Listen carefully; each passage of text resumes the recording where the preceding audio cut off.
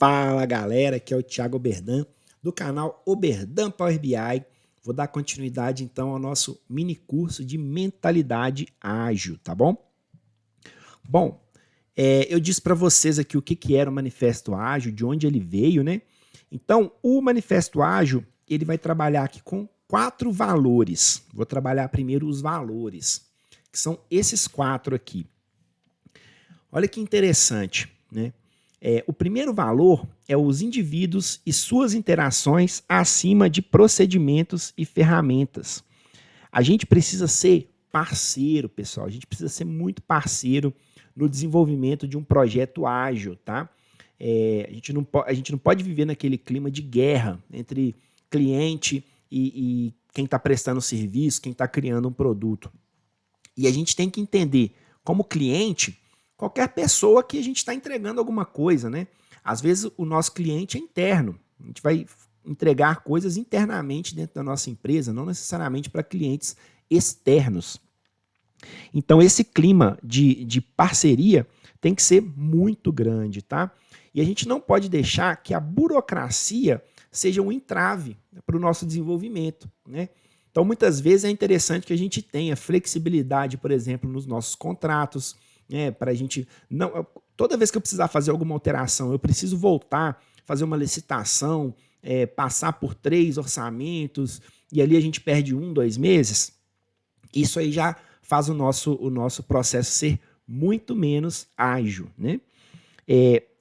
O funcionamento do software, ele deve estar acima de uma documentação abrangente, porque assim, vamos pensar o seguinte: o produto ele precisa estar funcionando, o valor precisa estar entregue, né? Então, imagina só que a gente está desenvolvendo, aí vamos falar de software nesse caso, eu tenho lá o meu software, está funcionando da forma como a gente tinha acordado no início, está tudo certo, mas o cliente fala, olha, eu tive uma mudança no processo aqui, eu preciso, por exemplo, adicionar uma fonte de dados aqui ao nosso projeto. Aí você pensa assim, não, tudo bem, então vamos fazer o seguinte, vamos refazer nosso contrato, vamos documentar todo o software, aí fica aquele negócio, né, um e-mail em cima do outro, para conhecimento, né, para a gente poder garantir aí que o que foi falado ali não vai voltar contra a gente depois. Eu sei, pessoal, que muitas vezes isso é necessário, até pelo processo nosso da empresa mesmo, por uma questão até legal, né, mas a gente tem que tentar achar um equilíbrio entre isso, para que a gente tenha uma facilidade de, às vezes, olha, eu estou desenvolvendo um projeto com uma pessoa que estou lado a lado com ela.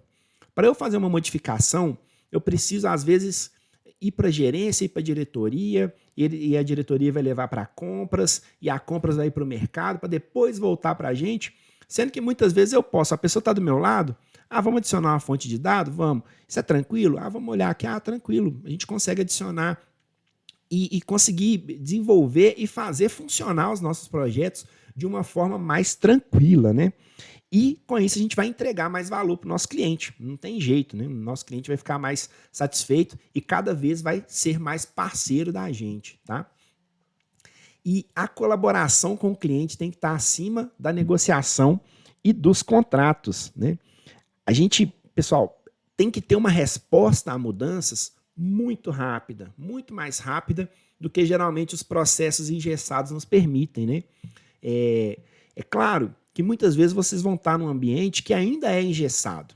Não necessariamente as pessoas, mas às vezes o processo é engessado, você não consegue fazer uma coisa sem autorização A, sem autorização B, mas eu tenho certeza que pelo menos no micro a gente consegue criar essa colaboração entre cliente, entre prestadores de serviço e tudo, e entre colegas de trabalho também, para que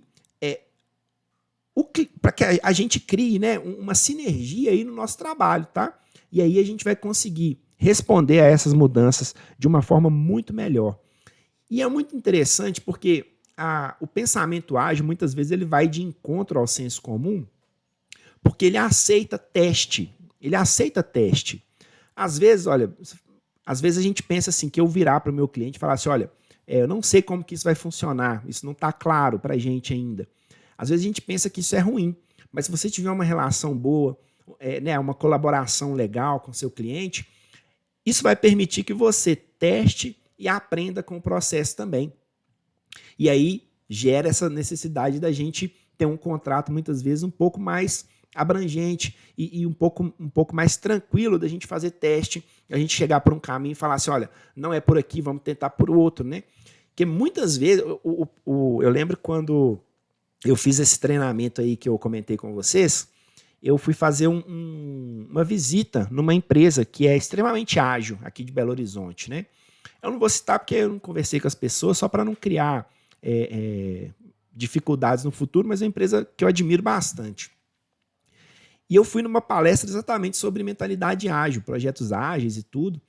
E alguém perguntava e tiveram várias perguntas que fizeram para a pessoa que estava palestrando, que essa pessoa respondia assim, não sei, tem que testar.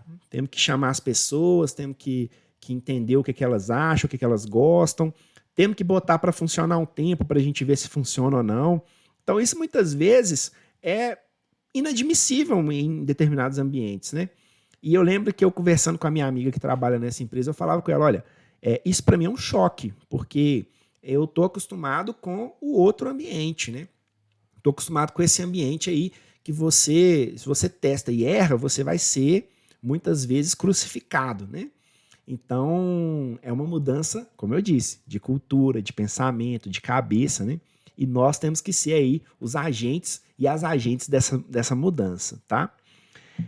E por fim, né, o quarto valor é uma capacidade de resposta à mudança acima de um plano pré-estabelecido. Isso aí vai totalmente de encontro ao